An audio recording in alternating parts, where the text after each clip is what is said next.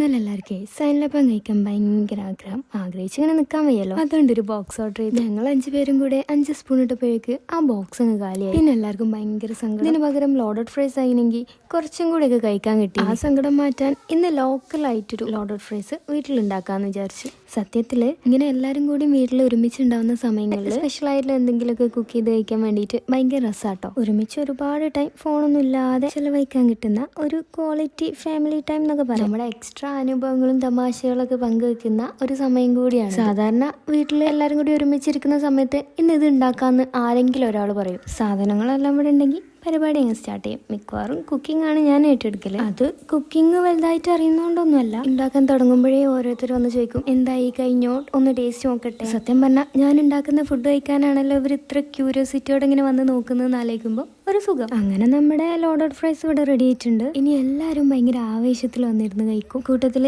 എന്ത് കഴിച്ചാലും രസമില്ല എന്ന് പറയുന്ന എൻ്റെ ഐസൂന് എന്ത് കൊടുത്തു കഴിഞ്ഞാലും എങ്ങനെയുണ്ട് എന്ന് ചോദിച്ചാൽ ദാ ഈ ഒരു ആക്ഷനാണ് എനിക്ക് കാണിക്കാനുള്ളൂ. ഇവിടെ വന്നാൽ കുക്ക് ചെയ്യാനുള്ള ഇഷ്ടത്തിന് വേറൊരു കാരണം കൂടിയുണ്ട്. ഇഷ്ടപ്പെട്ട ഫുഡുകളൊക്കെ നമ്മളിങ്ങനെ ഉണ്ടാക്കി വെച്ചാൽ അത് കഴിച്ചു കഴിഞ്ഞാലുള്ള അടുത്ത ഡ്യൂട്ടി എൻ്റെ അനിയത്തിമാർക്ക്. അപ്പോൾ ആർക്കും വലിയ കഷ്ടപ്പാടില്ലാതെ അങ്ങ് സെറ്റാവും.